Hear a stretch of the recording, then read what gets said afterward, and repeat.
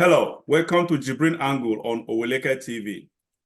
Once again, we are having today our regular and special guest, Barrister Austin Manta, who is a lawyer with immense experience of almost 40 years. So we shall be talking about some political stuff today. It's all about politics and optics.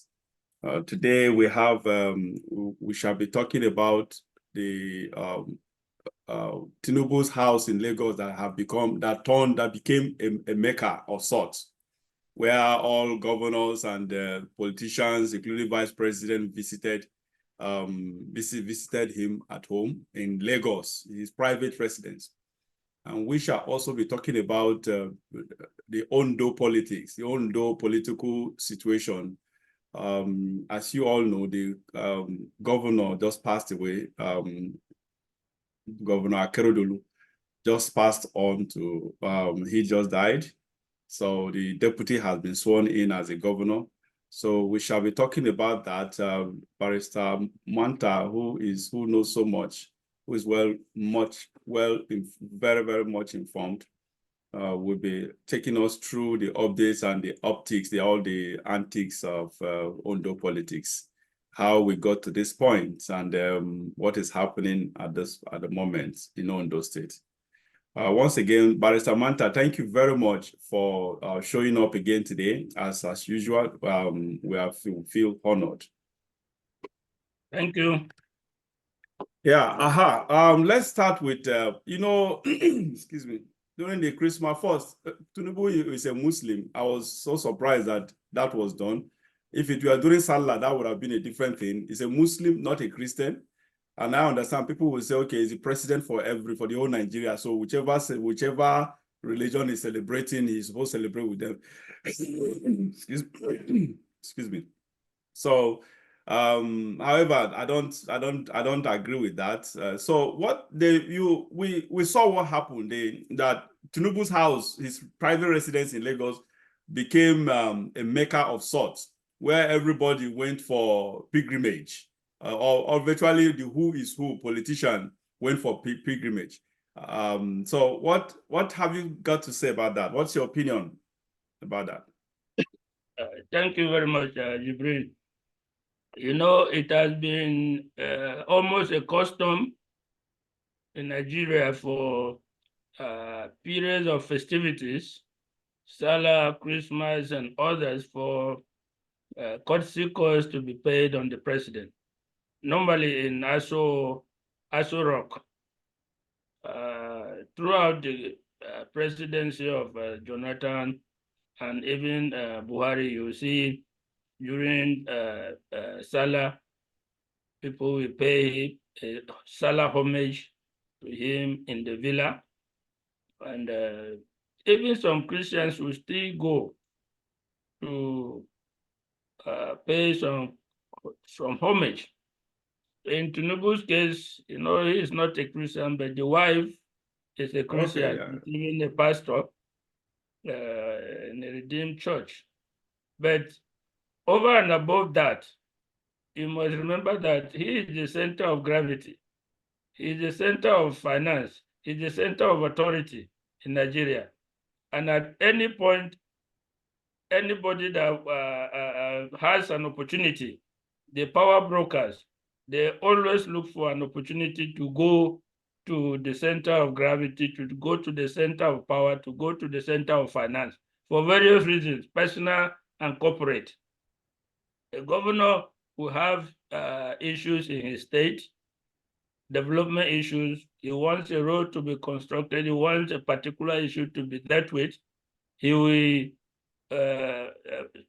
favor or serve an opportunity to see the president, because the president is the president.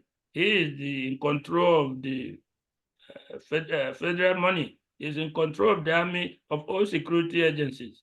So keeping your distance from him is not a wise decision, government-wise.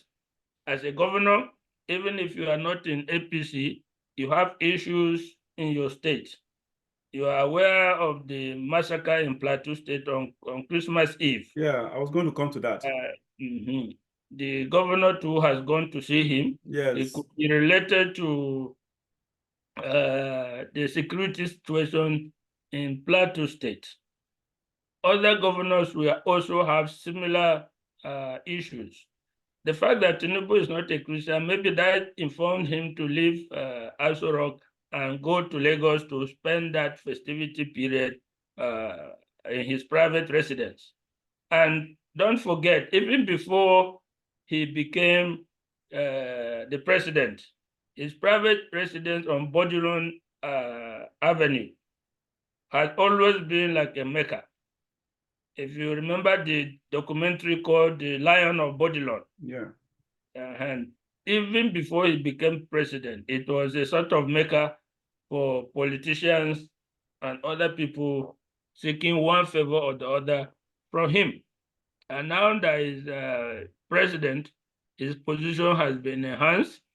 It is not entirely surprising and out of order to see people trooping there during this festive period, truly. Yeah, honestly, I have a different opinion. Excuse me, from you. To me, it's a waste of public resources. I'm telling you. Especially now, the vice president. Tell me, why would the vice president pay his boss personal visits to his residence? I don't get it. You are together in Aso Rock there. You can see the president whenever whatever you want. You can walk into his office at any time. You can walk into his house. You are his second in command. So every second in command have access. Every 2IC and the military, as we refer them, every 2IC have direct access, unhindered access, except there is a political issue, a personal issue between two of them. Under normal, if everything is going on well, if they have good relationship, every 2IC has direct, unhindered access to his or her superior. So why he had to spend now? My problem is all these governors and the vice president and all these political government officials, government public servants that did that. They did that at the expense of our money. That is my problem. Why will you do such thing? They go on private jets. They go on. We go with entourage. For God's sake, they must have spent billions. Some of them will probably put up bill of billions because I'm on these private jets. You know what it means to hire private jets. And honestly, I don't believe that all these people, they went there. Not all, even some of them. Okay, some of them may have gone there for the interest of their state, but I doubt. Honestly, I doubt the politicians, the Nigerian politicians that I know, they are so selfish and self-seeking. What they went there for are just, I think, the purposes they go in there was just for selfish reasons. But they just want to mark register. They just want to be seen to be. They want Tinubu to see them to be in his camp. So that is just, they just want to validate their support. They want Tinubu to validate their support for him. And that is just it. And probably as seek for one personal favor. That is, honestly, to me, it's a total waste of public funds. Because they will put it on their respective states. They will put it in definitely the budget will pay for it. Secondly, the vice president, in fact, the vice president's case is even the worst of all. Because tell me, what exactly did Shetima spend all that money to go see Tinubu in his private residence? Perhaps probably just wanted to just take a look at his house, how beautiful the house is. Otherwise, it doesn't make sense to me. This is your boss. You are second in command to him. So I don't see it. It's a waste of public funds, public time, as far as I'm concerned. So it all boils down to corruption. Let me come in at this point to say that you and me have talked on this program severally about the kind of system we operate, the kind of government we operate. And if you are an operator within the system that we operate, you either come face to face with reality, or you find yourself out within a short time. Now you look at these things as not right, but you are in a system that if these things are not done, there are very bad consequences that follow. Let me give you an example. I think way back in 2000 or so, I think my younger brother was chairman of our local government. And the governor had an event in Ibadan. He was not invited, but he had to go. He surfaced at the event, and when the governor saw, he said, Mr. Mante, you too, you are here? He said, yes, Excellency, I had to be here. And the governor was very happy. Now, it transpired that some of them that did not come were now marked as opponents of the governor. They were now, like you say, marking the register. Yeah. When they look at the event and review, they say, oh, this person did not come. This is one of the people who don't, who is not in my camp, who is not my lawyer, who is not loyal to me.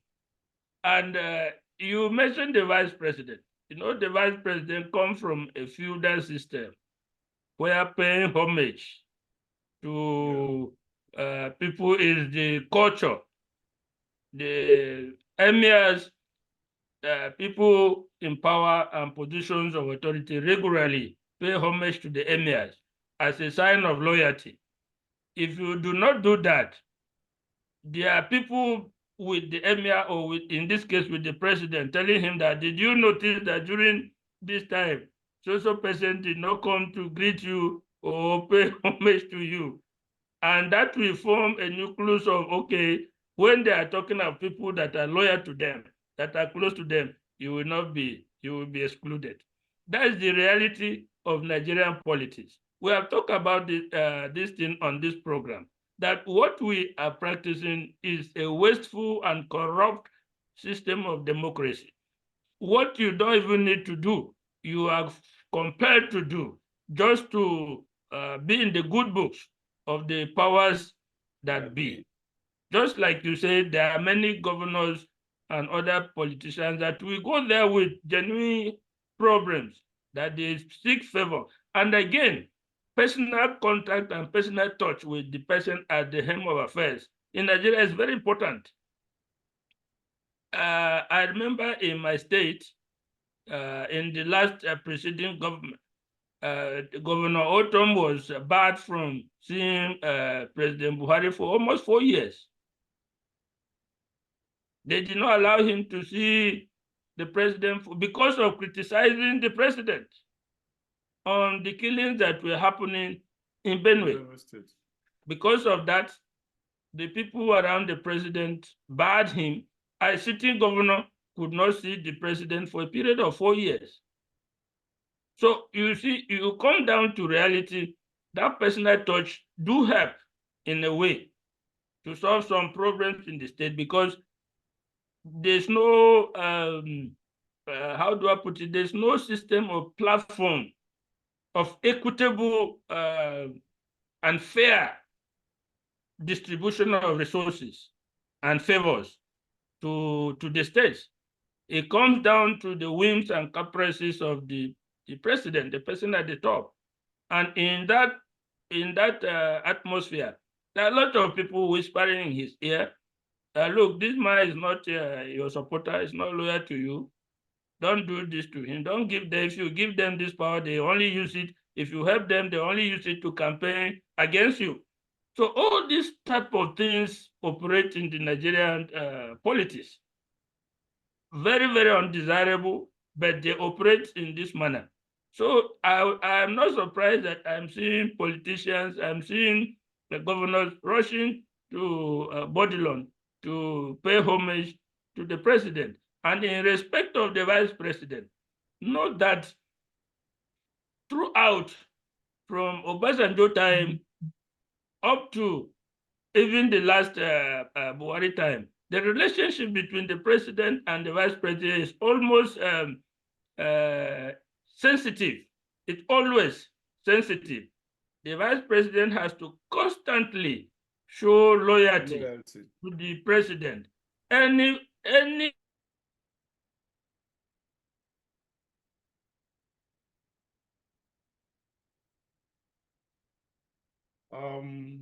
Barrister Manta's screen has frozen. Seem to be having network challenge. We just wait for him to come back. Can be put to his position as vice president. I see that happening. I maintain the register. Hello? Yeah, I can hear you. Go ahead, Barrister. Yeah, Okay. your screen froze initially, but you're back. So the internet was bad. Yeah, so, okay. like I said, he has to maintain his loyalty at all times and avoid any situation that people will tell the president that your vice president is not 100% loyal to you. And that will. All right. The screen has frozen again. Any serious constitutional work they bring. So you have to be constant. And his associates. The president, remember the president got the ticket before nominating you. And before he got the ticket, he had his associates. He has a whole number of people that are very close to him that speak to his ears all the time. So you are not just dealing with the president, you are dealing with his cycle of close associates as well, even as the vice president. All right, I think I'm convinced. I live for the first time. I'm convinced about your convinced of your opinion actually in this regard. Okay, it sounds convincing. What you just said makes sense to me. So I'll let that slide for now. Let's go to Ondo states. The truth is, I never picked interest in what is the political issue there until when Akerodulolu died, and I decided to even go back to reading what happened. And I had some things. I watched some media organizations spilling some stuff or whatever. What is the situation with Ondo states? The situation with Ondo State is, for now, calm, because the deputy governor has been sworn in as the executive governor following the death of Akerodulolu. But you can go back a few years back and remember that Akerodulolu had a different deputy governor in his first tenure and fell out with that deputy governor and had to choose this present deputy governor. Now, if you follow the news that is out of Ondo, you will see that Akerodulolu's wife, who happens to be an Igbo woman. Oh, really? Yeah, is from Enugu. Oh, wow. I suppose. I didn't know that. A full-blooded Igbo woman. I think her name is Betty Anyanwu Akerodulolu. Ah, wow. I didn't know that. So she, from the interview she gave yesterday, she appears to be older than the governor. Because oh, really? According to her, when the governor came for youth service in Enugu, they both came there. She said she was 25, the governor was 22. And really? They fell in love at first sight. Wow. And ended up marrying with grown-up children. But within Ondo State, it is alleged that she is really the power behind the throne, that she is so powerful, that this engendered some jealousy and resentment from the people, particularly her being a known Yoruba person. You know, the Nigerian scene, the Nigerian situation, where an Igbo woman come to Yoruba land, exercising power in a Yoruba state, Yes. a lot of people are The going sentiments, to yes. even the things that she didn't do, they will ascribe it to her. So these sentiments have been ongoing up to a point where she now came out publicly to condemn. There's a female special advisor to Governor Akerodulolu that she was accusing of poking into her family affairs. When Akerodulolu was sick, she was accusing that female aide of smuggling some native medicine to the governor. And she came out publicly and warned her strongly. She also alleged in that interview that the female aide was struggling to be the deputy governor, to be appointed the deputy governor, instead of this present deputy governor that has become the governor. So in the course of Akerodulolu's sickness, there was bad blood between him and the deputy governor. And an impeachment process was started. When he came back from Germany, I think sometimes in August, they started an impeachment process against him. They first withdrew all his media, terminated all his media aids. And then the House of Assembly commenced an impeachment process against him, for which he went to court. So there was bad blood between him and the governor. Deputy. Okay. Mm-hmm. So when the governor returned from Germany, he did not come back to Ondo, Akure, or to the government house. He went to his private house in Ibadan. Wow. And the files of government were brought to him in his private house in Ibadan. And there became allegations that the governor was not able to sign his signature, that the signatures was being forged by some family members. So all this thing was ongoing when an attempt was made to remove the deputy governor, which ended up failing. They were in the same way that Tinubu intervened in River State. River State. He also intervened in Ondo and asked them to allow the deputy governor to perform the functions of the governor temporarily. That led to Akerodulolu writing a letter to the House of Assembly to tell them that he's handing over power to the deputy governor and proceeding on another medical leave. So while all this thing was happening, there was resentment against the wife, against the first lady of the state, and a lot of allegations were made. Now, after the last letter that Akerodulolu wrote, handing over power to the deputy governor, that he was proceeding on a medical leave, a controversy arose whether he had gone back to Germany or whether he was in Nigeria.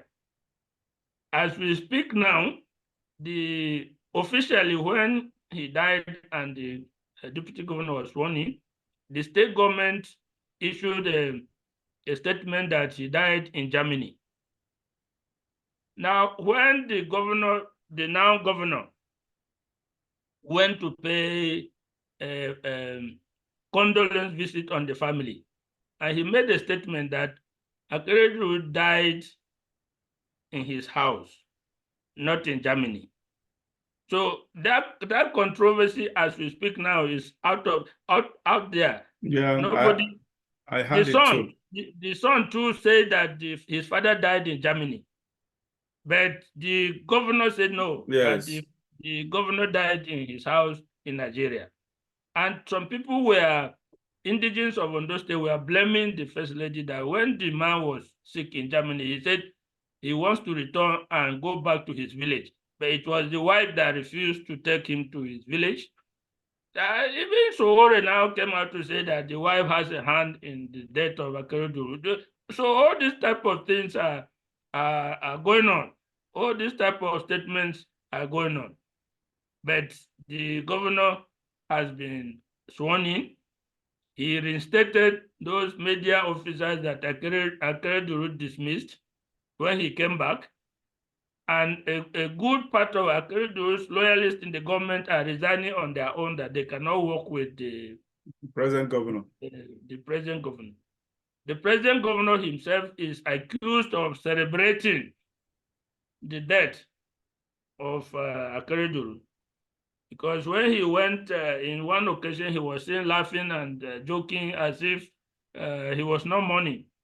So they laughed on that and say, so the man has died, the man on whose back you rode to power has died, and instead of mourning, you are celebrating. So that is the current atmosphere. The last piece was that somebody put up was that when Akerodulolu died, the wife rushed to the government house and called her personal assistant to bring some files, which she approved. Which she minuted approval and payment was made. And then she now went back in a period of 3 to 4 hours before the death of Akerodulolu was made public. These are things that are out now in the public, subject to confirmation.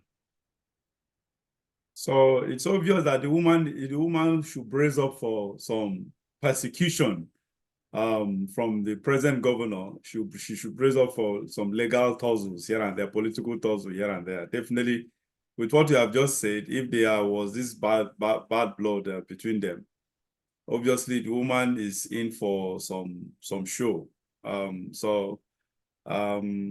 Definitely they will definitely go after her, especially when she's an Igbo woman. Yoruba and Igbo, in fact, they are just incompatible. I don't know why these two tribes, they hate themselves with passion. I was even surprised. I didn't know that Akerodulu's wife is an Igbo woman, a full-fledged Igbo woman. I didn't know that until now. So obviously they will go after her. If she were to be their daughter, they could have that sentiment could have saved her. But this one, she's an Igbo, Omo Igbo. They call it Omo. This Omo Igbo, they will definitely go after her with everything they've got. Unfortunately, I think I advise that woman to just carry her children and leave Ondo to go back to her village for now, her state of origin, because honestly, they will so persecute her. Everything that they have labored for, possibly everything that they already have, that the government knows, if there's anything that the government can place their hands on, this present governor will just go after her on that. So I listened to Showore. That guy, I don't, for whatever reason, I don't like him, because my not liking him is cogent, because I don't feel the guy is a hypocrite. Whatever he says, he doesn't, even he himself, what he's advocating for, he doesn't believe in it as such. As I remember, as our reporters, the kind of how politicians induced him to do one thing or the other, especially during that Jonathan regime, a sort of Jonathan and Buhari's administration, a sort of. So he himself, he is not clean as a journalist. So I just consider that guy a hypocrite. So I've never valued his comments or whatever. His comments are always laced with selfishness, sort of. So I heard him what he said about the wife and the son of the governor, the late governor. The woman should brace up. I just hope she survives it. The issue that may work in her favor is that the current governor wants to, on those election is coming up in 2024. Yes. So the current governor is actively seeking to contest, be nominated by the APC to succeed Akerodulolu in full term. And Akerodulolu has a dedicated and loyal group in Ondo State. And it does not appear as if the governor is in good terms with them. Okay. So it remains to be seen He has Okay. also rushed to see Tinubu. They are in the process of trying to come up with primaries for the candidates. So the current governor also has a lot on his hands. He's trying to move uh, quickly to secure the support of the party to contest. So he will have to be careful if he wants to take on the family of Akerodulolu. It can backfire on him with Akerodulolu's loyalist, so to speak. But we are here. We'll see how everything will play out. Yeah, but trust me, he will get that blessing from Tinubu. Again, nothing good comes from Tinubu. Tinubu will always support his debate. He will always be on the side of the, as long as you're ready to play ball. As long as you're ready to play ball with him and you're ready to be on his side, and he is the current governor right now, what Tinubu will need is loyalty. The moment the guy pledges his loyalty to him and he gives him his conditions, that settles it. The man is just Tinubu is just a game player. He's not in this. All these things is just in this for just that power. But that guy he doesn't have the interest of this country at heart. Nobody, he's not there. He's not been fighting all his life to become a president for the sake of patriotism. Absolutely not.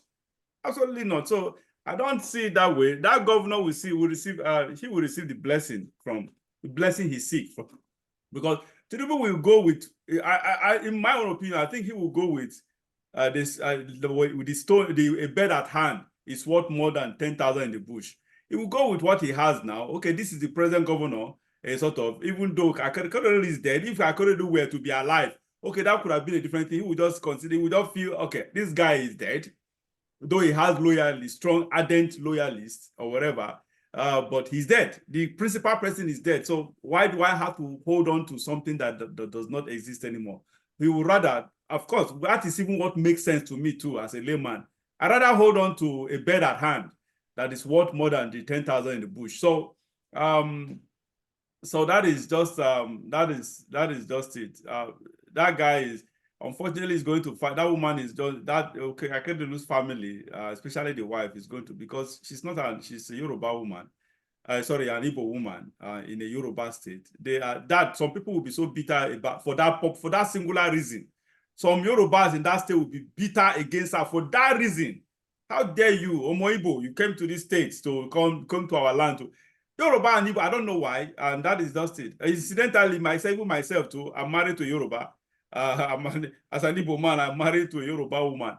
Sort of. So, and if you know, I don't know if you notice, the moment anybody, families, couples that are married, that have inter-tribal marriage, or intertribal marriage, you always notice that there is a very strong bond. It's stronger than when you marry because that is where you really see that there is this union was actually as a result of genealogy, because you notice a kind of very strong bond between the couple. And that is unlike when you are from the same language or whatever. When you are from the same language, so many sentiments comes to play when you are marrying. But when someone is going out of his own clan or his own entire tribe completely to a different region entirely to marry, it's a marriage of genuity and sincerity. So, and as such, those couples end up very, very bonded, well bonded. I think that is what is playing. What is actually playing out, played out between the late Akerodulolu and the wife. That is why probably they saw him, the people perceive how to be in control. It's not control. People don't just see that way. It's not control. It's just that bond between them, and that's just it. Thank you so much, Barrister Manta. I think that is. I actually wanted to talk about this. This Plateau State killing briefly. Let me even talk about it. I wanted to just overlook that, but now there is this optic I don't like about what happened. Now you had this killing, massacre of 100 and something. You as a governor, Yeah, I understand. Okay, you already talked about the reason why some of them actually travel to see Tinubu. Again, his own case, even though I still have my reservation because I don't felt public funds should not be used. If you are going there for all these reasons you just mentioned, going to see the president, visit the president, you should go with your personal on your personal expenses, not on the public expenses, expense rather. So that is it. Now back to the Plateau State Governor. Why you were supposed to be in the state of mourning? Yeah, I understand you're supposed to travel. Okay, go see the president to be able to get his support concerning the security of the state, sort of, so that you'll be able to get hold of things there as a governor. But at the same time, it was a very, very wrong time, wrong move at the wrong time. Because if truly the governor was to see Tinubu for this interest of the state, could have waited for Tinubu to see him officially. No governor will want to see the president on official basis for the purpose of security, national security or state security, that the president wouldn't want to. Why do you have to go when it was during celebration time that you had this photo ops with Tinubu smiling or whatever, when people they just killed 100 and something citizens of your states, indigenous of your states? Yeah. So that is the point. The optic was not fine. It didn't look good at all. It didn't look good at all. You cannot travel when you are travel for celebration when you are supposed to be mourning. That's just my own. What do you have? What's your opinion on that? How do you understand that situation? Well, everything has to be understood in context. The killings in Plateau State have been going on for the past 15 years. It is not as if they don't know who is doing the killings. It is not as if they don't know where those doing the killings are located. It is a question of political will. During the presidency of Buhari, there was obviously no political will to tackle the problem. The army is deployed in the state. The state has a very difficult geographical terrain, hills and mountains, down and up throughout. Easy for these people to hide and come and cause these atrocities and retreat back. But the army is there. If there was political will, this problem would not have remained for over 15 years of constant killings in Plateau State. Now you see a new president and you as a governor that is not sitting well. I remember the governor is on the verge of being removed from office through the court. The Supreme Court we are waiting for the judgment of the Supreme Court. And going by the previous judgment and the issue there's likelihood that the Supreme Court will remove the governor from office, because all 16 members of the PDP in the House of Assembly have been removed by the courts and replaced by APC members in the House of Assembly. There's no single PDP member in Plateau State House of Assembly. All the senators were removed. Likewise, the members of the House of Reps. And the tribunal and Court of Appeal have already removed the governor. His appeal is pending at the Supreme Court. And there is a good probable chance that he will also be removed. Oh, he's not sitting tight, he's not sitting comfortably. And in Nigeria, you have to remember that there is a strong sense that the courts can be manipulated, that the powers that be can help in the judicial process. Let me put it that way. So going to see the president, pay homage to him, can be understood in that context, as well as the context of trying to see him for a security step up in the state.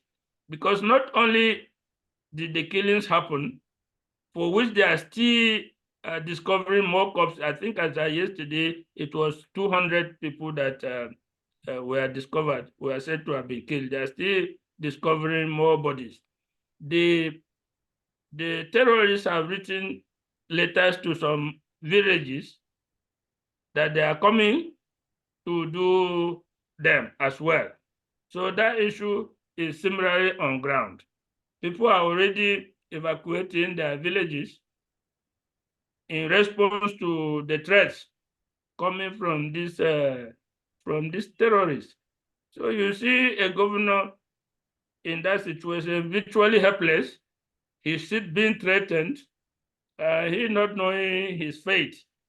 You can understand with him that, okay, these are the powers that be. Let me go and see them and see what I can come away with, whether in the security level or whether in the judicial process.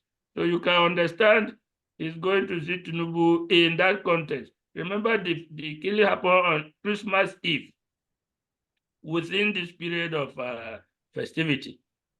So he had to go. All right. I rest my case on that, and as that brings us to the end of this show for today. Thank you so much, viewers. This is JIBRIN ANGEL on Owoleke TV. We've been having conversation with Barrister Austin Manta, who is the principal partner of AA Manta and Co. So we just talked about the Ondo State's debacle, political debacle. We also talked about the Tinubu price-based residence that became a Mecca of sorts.